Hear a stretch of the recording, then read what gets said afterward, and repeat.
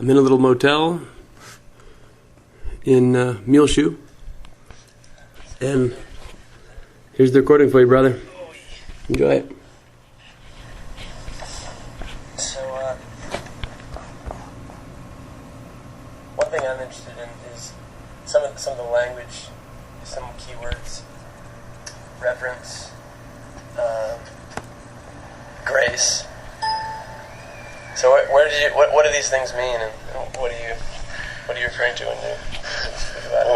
Well, first off, to have that natural intrigue and interest about these two things is reflective of what you're producing from the inside out. So it shows that you have a lot of reverence and you're exhibiting and receiving a lot of grace. And so, for me, reverence it goes beyond understanding that there's a sacredness to everything. You know, it goes beyond knowing that there's divine everywhere. You're actually having reverence is literally acting towards in every breath with full faith that everything around you is conscious and is affected by all the movements you make. So if you move real quick, you're kind of disturbing the surroundings if you're not necessarily being mindful about your, or if you're just kind of doing shit, whatever it is you're doing, just doing things. I like to do this, I'm going to fucking do it, no matter what. No one can tell me what to do, That's not necessarily having reverence, because there's a living being surrounding you that's very delicate. Even though it's strong and eternal, it's very delicate. It's like a dandelion, and as soon as you start spitting shit off, vibrationally, it's going to subside and kind of step back for a second. Even though it's always there for your reaping, if you get into the vibration of it, it's not going to necessarily be there in its fullness, because it's like a delicate dandelion, a living flower being, So having reverence is understanding that you're walking around nothing but dandelions, and even if you whisper too hard, they may just fall over, So reverence is understanding that everything's very sacred and very real, and so that was reverence. What was the other one? Grace. Oh, okay, grace. Grace is pouring on softness and compassion towards yourself and others as much as possible. When something of a potential friction has occurred, like if there's some friction with yourself, like we're always going to see stuff that we could do better, because the nature of reality is room for growth. So we got 99% room for growth, and we have anything else. So sometimes we say, "Oh, look at all the stuff I should have did yesterday." It's like, damn, you kind of down yourself. It's like, no, even though there was that room for growth, and there is that room for growth, that doesn't mean you weren't still doing as good as you could do in the moment. That would be giving yourself some grace. So I say, oh yeah, even though I could have done it better, I did do my best at the time, and I did get a lot of revelation from that challenge that I went through and those choices that I made. So that's grace in yourself. Grace in others is allowing people to kind of go through it and give them a safe place to work through themselves, as opposed to if someone says some shit that you don't necessarily care for, instead of saying, oh, well, actually, you're fucking wrong right there, this is what the real truth is. And even if you don't say that, if you just feel that, you're not necessarily gracing them and allowing them to self-discover that, because if they're exhibiting it, it's all obvious a cry for self-discovery. So you just kind of step back and say, let me give you some grace and know that you know. Know that you know already. I don't have to tell you that you know. I just have to act as if you know already. So if you know something knows already, you don't tell a tree how to be a tree. So these beings that are transmuting and transcending, you don't tell a transcender that they should transcend. It's obvious that they will. You know what I mean? Because that's the nature of the growth of the human experience is overcome. We're overcoming in a constant state of overcoming. So it's understanding and get acclimated to that process, and giving yourself some grace and giving others some grace, which is just real ease and real. And that's another form of faith, because you're having faith that they know already. You're having faith that you did do your best, even though you see all the mistakes that you made, and you even knew that some of them you should have did differently. You're like, oh, but it's good because it allows you to trust your intuition a little more. But you got to give yourself some grace, some ease about it, to have faith that you did your best in the moment, even if you kind of know you didn't. That's being graceful. You know what I mean? Because it's saying, oh, even there, divinity was there, swaying back and forth. Because if it's omnipresent, then there's not a place where it's not fully in activation. There's not an activation going on, because the substrate of this this existence is that, you know what I mean? So you just get close to it, you know, and that's why we try to stay in reverence and play with grace, you know. That's I don't know, that's just a recent kind of the way that we've been putting it, you know. We always just stay in joy, you know. Always say follow your heart, all these things right here, you know. But there's a seriousness to it. It's not a cliche thing, you know. Being reverent takes real hard work. It's not a fucking, you know. It's not supposed to be the easiest thing, but it also becomes the easiest thing as you do it. So it's like, wow, even though it's easy for me now, it's still not easy. But I've been receiving grace even in this process of challenge. You know what I mean? So it's like when you take on the big challenge, the big challenge with yourself and with the world, you start to get some ease in acclimating to the process of overcoming. You know what I mean?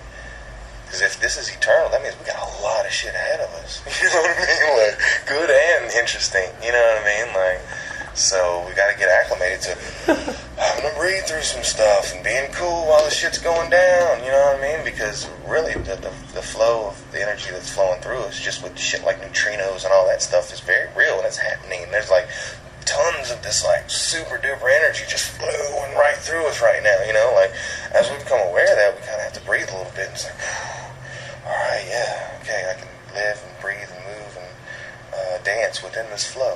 This intense flow, you know. That's just being aware of what's just going on here, no matter what the particulars are. And not to demean the particulars, but you also got to know what's particularly going on. You know what I mean? And that can be shown in every aspect of human thought. When you start getting down to what the substrate is, that substrate of the construct of reality relates to all others' perception and description of that. And you see the modalities in all of them. You know, Christ says the kingdom of heaven isn't out there, it's within you. And we say, yeah, the closer you go down to nothing, the more vastness you have access to, the more information you have, the more energy you can generate, and the closer you get to the very source of what's here, physically, mentally, thought-wise, on every dimension. They all stem from a source level of omnipresent, divine, temporal, multidimensional understanding that's just the substrate, the base level. It's the homeostasis that you can't get away from, even if you try forever. You know, and you can go for that process too. You can run away from what's real forever, but you have forever to get it right too. So you don't, you know what I mean? So it's like, run away all you want, run towards it all you want, because you'll never get in you'll never really move that far from what's actually here. You know what I mean? Because it's all that's here. You know what I mean? The fullness of all of that is here. And so is the ability to dance and play and learn and grow within and with it. You know? So yeah, reverence and grace. And reverence is also knowing that, you know, everyone has something divine to share. Everyone has something, a divine take on things. And you got to be listening for it. Because if you think, that's one of those knucklehead, those kind of kids, or this is one of those kind of people, then you're going to put them in a little box and miss out on the very real beauty that they have to share with you. So when you give people that grace and you say, I know that this person looks like one of them crazy skinhead motherfuckers, I don't know what, or this looks like a scary, you know, who knows what these fucking people are, right? But you say, you know what, even these people have some divinity and can recognize divinity. So when you walk in divinity, they can't help but be like, damn, who are you? Nice to meet you. I'm glad you're in the space right here, appreciating and loving me right back. You know, and so when you give people that grace by showing reverence for all human beings unconditionally, you start to see the genius in this person and in that person specifically and individually. You know, and you start to kind of fade these ideas of these kind of people and those kind of people, and they all become like awesome kind of peoples. And you'll see correlations and all that, and that's cool too, but it's more about every individual has a unique blessing to share with you because it's omnipresent, right? So it means the next person in your experience is another version of divinity having something very real to say to you in the moment. In the moment, in the moment, in the moment. You know what I mean? Like, so what happens is we come up with constructs to take us out of the moment. Oh, this is this kind of situation that I'm going into. That's not in the moment. The situation you're going into is is new and never will be repeated again. It's never happened before, and it'll never happen again. The moment that you're coming into, and that's a physical law. That's the law of repeatlessness. Dr. Joe Marshall, I have to say that. What I mean? The law of repeatlessness says that no two situations, interactions between particles or results or anything is ever exactly the same, ever. It's always in a state of shedding or taking on energy, and it's always in a flux that is unique to the moment. So, wow, that says a lot right there. So that means every new person who's coming into your experience, you'll never see them again. That's a death right there, because they'll never be like that again. And they may be worse next time, they may be better. Sometimes you meet someone who's awesome. The next time you see them, you're like, damn, they must be having a bad day or something. Who knows how they really are? It doesn't matter, really. What matters is if you're open to the blessing of what they're bringing in the unique moment, you're going to draw that out of them, no matter what they think they're going through. You know what I mean? Like, when you wield reality, like wield it in your breath and in your action, you demand it in the people that come into your experience. They can't help but reflect this back to you, even if they are Zubu Baba bad guy. You know what I mean? Like, even if for a long time he's been bad, when he comes close like this, you know what I mean? He has to be in that heart space, because that's what you're putting out there unconditionally, even to him, who is the Boom Boom Baba. You know what I mean? Or whatever, whatever name we put to the boogeyman. You love him as he gets closer, and he has to transcend and transform. And then that's what's great about the other thing we have to do is own it all. Take full responsibility in everything that you experience and say, sorry, please forgive me for helping to create this. I don't know exactly how I did that. I don't even care how I helped to do that. All I have to know is that I helped to create it. Please forgive me for creating it. I'm sorry, and I love you, and thank you. Thank you. So it's, please forgive me. I'm sorry.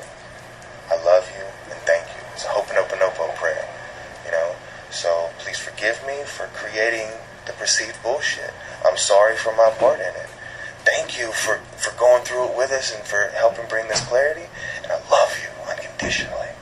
And that just clears it all up right there too. You know what I mean? No matter what specifics or with a person or anything. Or the study I came across showed a clinical psychiatric doctor who had practiced Ho'oponopono as well. Or it was probably the other way around. He was a Ho'oponopono who learned, clinical psychology. And he took a job at a crazy psych ward, very violent people their entire life, right? And what would happen is he would read their case study and would never see him. And as he would see the new instance of craziness or fear or anger or whatever, he would say, please forgive me. I'm sorry for helping to create this. I love you and thank you. Okay, keeps reading next instance. Please, you know what I mean? And so this was the first time that anyone in this person's manifestation here in the now had ever said, I love you, I thank you, and I'm sorry for helping you to do this. And so all of a sudden they clear up. Now they're able to learn and grow as a normal human being, not one that wants to eat and thrash, because that's not normal or natural to want to kill and thrash. That's bullshit. If you think that's natural, then you're the one who needs to reflect. You know what I mean? So all you have to do is put up that mirror and say, go reflect. This is what's real. If you believe in science, then really go fucking believe in it. If you believe in Christ, then really go believe in it. If you believe in Hulu Zaza, really go learn about it. If you believe in voodoo, hoodoo, it's all good. Really dive into it and see what the proper behavioral patterns it reveals to you. Say, because they're all revealed in every practice. Just motherfuckers ain't taking it. You know what I mean? They're like, oh, well, I really want to be like this, but not full like this. I'm going to be this kind of Christian. I want to be this kind of Buddhist. I want to be this kind of native person. That allows them to keep a little bit of their own personal bullshit within the practice that's trying to be shown to them. You know what I mean? Because when you dive into that practice, your behavioral patterns start to subside. Your personal egocentric ones. You have an ego, and that's good. It's here to keep the body clean and to make sure everything's cool. That's good. And to laugh and to play, that's fun. But it's not this over that or that over this. It's an equality between yourself and everything else, and then really diving into your practice of yourself. So if you're called to believe in I'm called to believe in mathematics, and that means really believe in some mathematics. Dive into what the fuck it's actually telling to you. You know what I mean? That there is no highest order of infinity. It only gets infinitely higher. So that means, there's different natures of infinity, and some correlate, and you can actually use them. That's why we have all these neat graphics and neat technology because we use algorithms of infinity to do this kind of things. You know what I mean? So it just keeps on going. You know what I mean? And then you get the nature of zero. You can create anything from zero. You know, zero is like a letter to word. Zero is to numbers as a letter is to a word. You take a zero and you construct one. So one is just another kind of way of symbolizing zero in a sense. You know what I mean? And so you can build all this stuff up. You know. Another thing that mathematics says, one last thing, it says that no matter what axioms or rules or beliefs or proofs that you have to describe something, the truth, there will always be a truth that is inherently not provable or disprovable by said logics.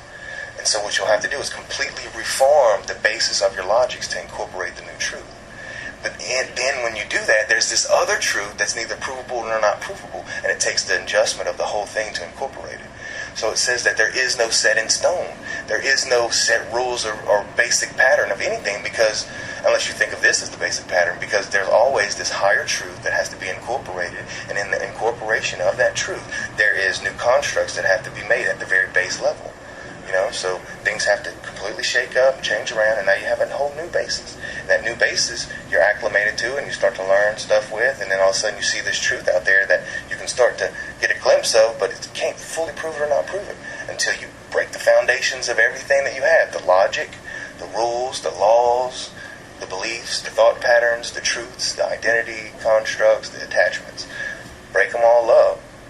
You know, and then they rearrange in a way that incorporates a higher truth. And this is a continual process, and that's basic mathematical things. This is more than 1 + 1 is 2. This is more mathematical than 1 + 1 is 2. You know, so that's the kind of stuff that I pay attention to because I really love math.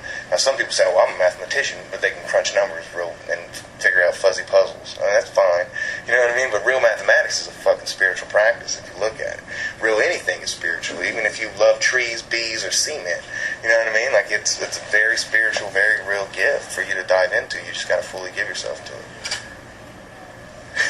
That's wild.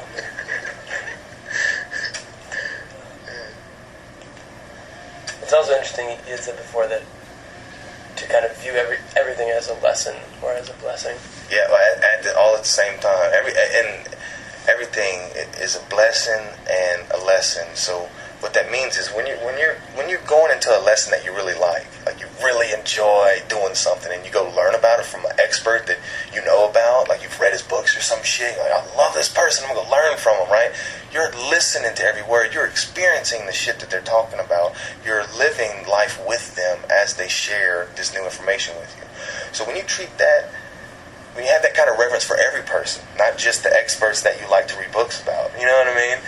When you have that for every person, then you can see, really imbue yourself with the lesson that they have to give to you. But if it's just like a person that you may need to teach, you know, or it's the person that, one of these average people out here, you know, like if they're part of some kind of construct that is not fully in line with the lesson that could be there, then it's your fault for not necessarily reaping that fruit of that experience. You know, so that's why we say see it as a blessing and a lesson. You know what I mean? Because there's all of that you want to keep in mind, that in the front of your mind, consciously, with each new coming interaction.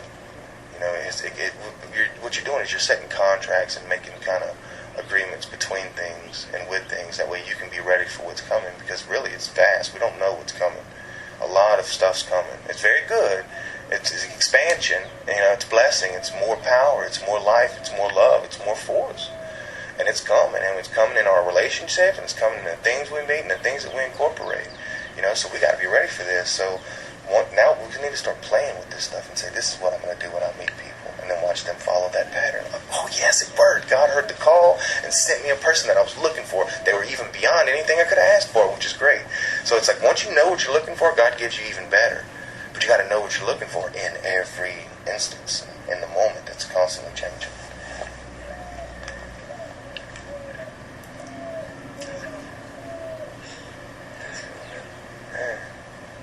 Very nice.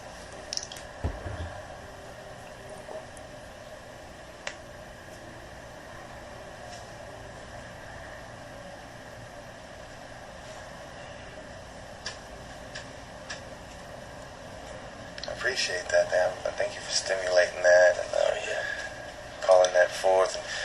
Because when it's called forth, I don't really know nothing about nothing or even care too much about saying this or that. You know, I'm just happy just to be here and just being cool. You know what I mean? So asking those questions like that, it really draws forth new revelation within myself, because I'm always saying something in a new way. I'm always putting it in a new perspective, and I'm always getting new reflection on where I'm at.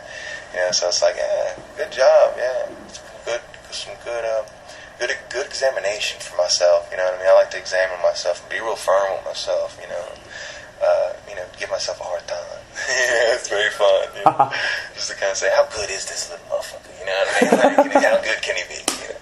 So just put him through the ringer a little bit, and then it's like, oh, he did really good. Then we'll give him a little extra grace this time. You know? So it's nice, you know, when you pass your own test, you're like, cool. I'm gonna wait a while before I make another one, but I'll probably pass that one too. Got straight A's so far, man. I'm looking bright into the future. School of life, right? Isn't that what they say? Yeah.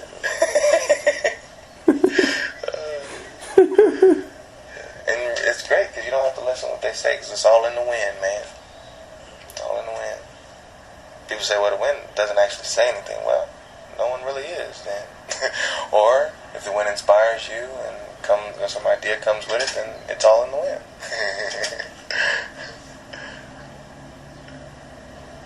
Fun thing I like to do with the wind is, see the branches kind of flowing and stuff, right?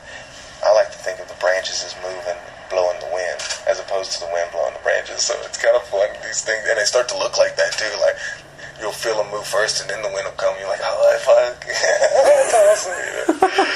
Because why wouldn't a tree just wiggle? You know what I mean? Like wind makes it wiggle. You know what I mean? Like, maybe the trees move first. So it's just having fun like that with life and being a child, right? It's I believe it says, lest ye be converted unto a child, you won't enter the kingdom of heaven, right? So then he goes on to say the kingdom of heaven isn't here or there, it's inside you. So if you want to know your insides, know what you're made of, see the world as a child. See the world with great awe, great reverence. A child doesn't just run around everywhere doing anything. It knows, hey, there might be a slip somewhere. I might slip somewhere. I gotta kind of watch it, and or there might be an animal that I have to be mindful about or something, So you don't just run around all crazy, but you do run around in fun. You're always in love and having fun, and then awe and unconditionally gracing people. Like a kid graces you no matter what. And they don't have to talk to you. You don't even have to know what you did for a living or work or none of that shit. It's like being a child is being easy.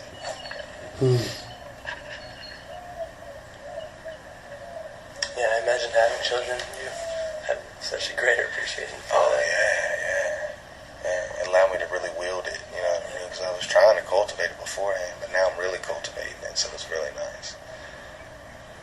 And to be able to grace them and allow them to always keep themselves. It's like, remember yourself right now, and I'm going to reflect yourself to you and not try to make you anything different right now, because you need to remember this forever. This is you. This is who you are. You always have this.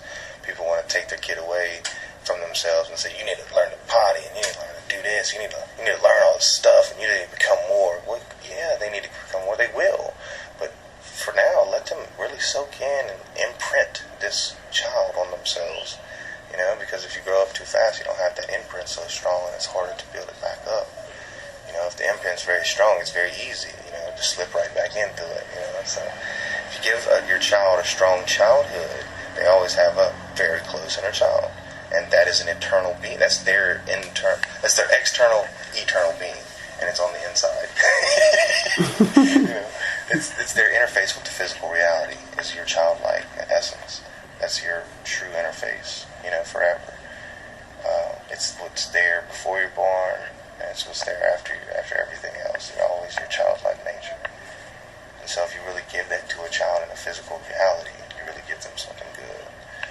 The only gift that you can give a child, because you don't give them their smarts, they get that from God.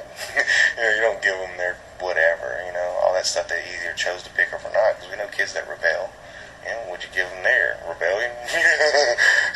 All you can really give them, though, is a strong inner child. And you can only do that within the first couple of years, because that's when they are their child. So it's very important to be with your shit about this or that with them kids, and I'm doing my best to play with them as much as possible, be with them as much as possible, and give them that space to live, move, and grow without thinking about them as kids. When you put your kids in the daycare, I don't care how good they are, they still believe that they're kids. My kids don't need that belief. They need to believe that they're an eternal being, that knows what's right for them or their own self. And if I can grace them with that belief and that space to grow in, they grow into that. And you see that. I mean, you see them. You know what I mean? Like, they're very lovely, very mindful. They know who they are. They know what's going on. Like, they're not aloof. They're very fine. Very strong kids. So that's what I was allowed. I was allowed to keep my child growing up. And I realized the gift that I was given, and I made sure to cultivate the ability to do that as an adult so I could do that with my children. And then as I did that with my children, I received it with myself. And that was the blessing of the children. They allowed me to remember to work, to cultivate the ability to give that gift. And then once I gave it, I received it again. I thought I had it, but I realized that I could get it even more. It's very nice. That's cool. Yeah, I hope for it someday. Yeah. And really, you can just soak that in now. And when you see it around, you know that these are your children. All children are your children. And you just kind of sit with that space a little bit and be like, how cool. You know what I mean? You can reap the benefits without having to go through the physicality, That's a good thing, But when you do have it, it will be unique and special, and you'll be gracing us all with the unique way you do it. You know what I mean? So, yeah, look forward to it, no doubt, Also, you live it vicariously, too, in the meantime. That way you don't yearn for nothing. You know what I mean?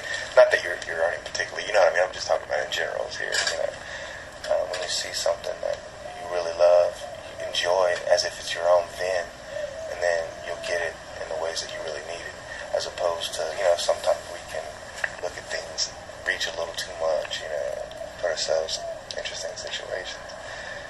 And if you already have it all right here, then God will give you exactly what you're calling. You know what I mean? So, that's, again, the technology.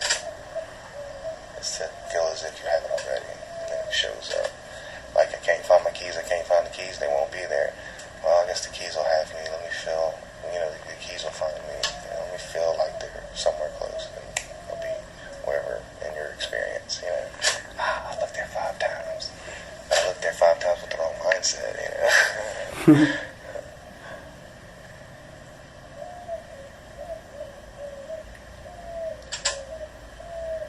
Birds are nice.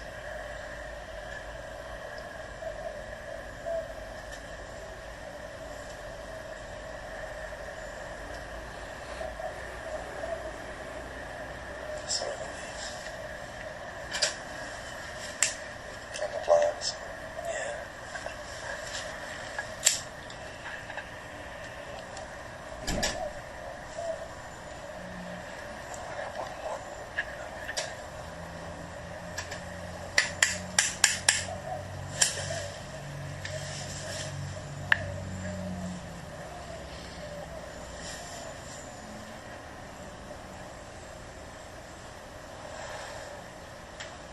Just something I'd like to share real quick on relationships. Yeah.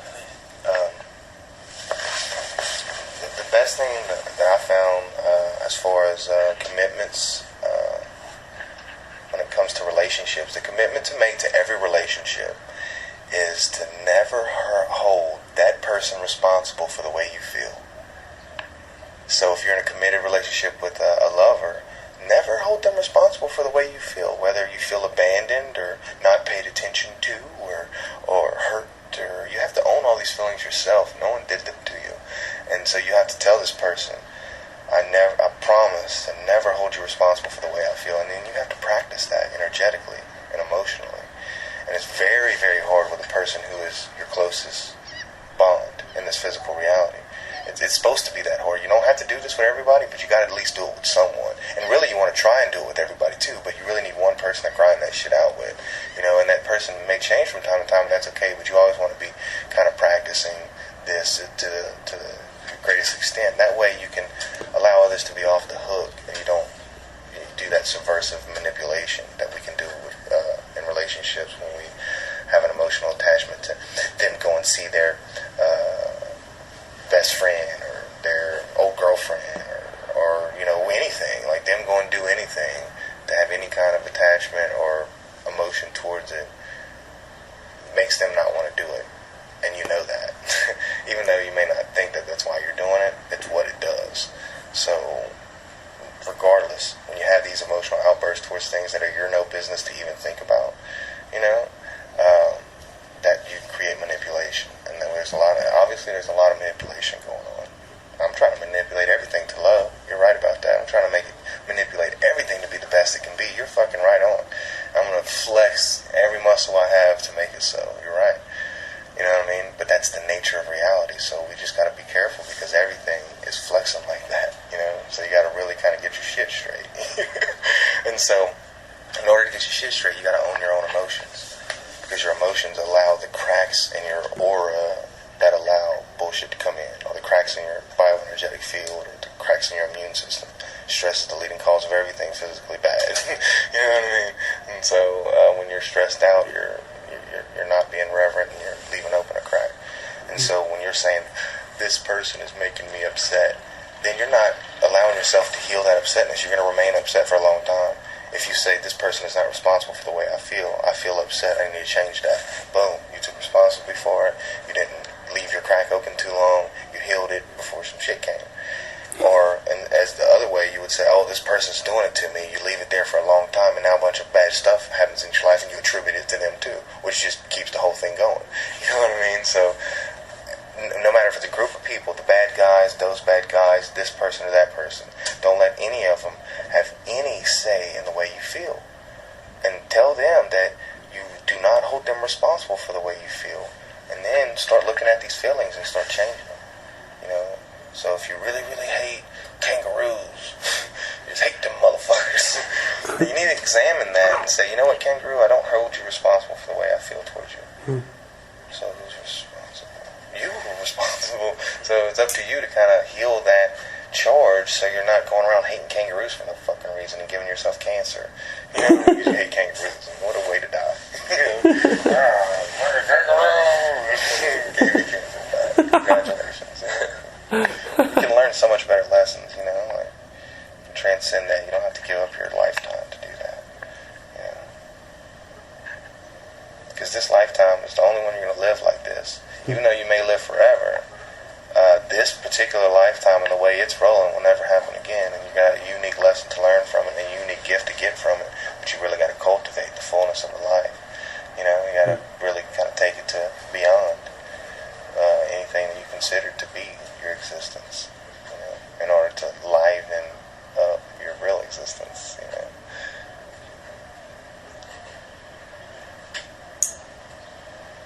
So yeah, no one's responsible for the way we feel.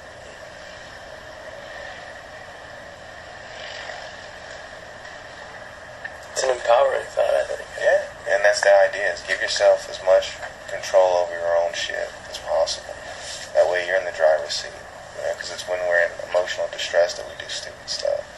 We all know that, so we need to heal the little comments, the little snirks, the little snakes, the little, I hate that person. So we gotta heal these things and be okay with it. Because that's the ways in which the internal battle is reflected, So if you let the internal battle be shown, you can kind of guide it a little bit and say, ooh, I have been hating on these people a lot. And that leaves the door open for all the bullshit in my life, so I need to close that door and figure something out.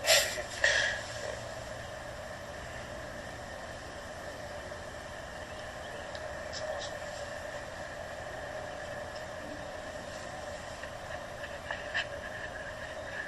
Yeah, relationship, so tricky, but so necessary. Yeah. It's what makes life so rich. Yeah, the greatest gift of it for me is having that one person in your reality that you can share with unconditionally, that won't judge you for what you're saying, and also can give you advice and tell you right from wrong without judging you. Because a lot of times people hear you and they're like, ooh, I'd have never done that. As as they're listening to you, they're thinking these things, and it's affecting your sharing, it's affecting your healing, you know.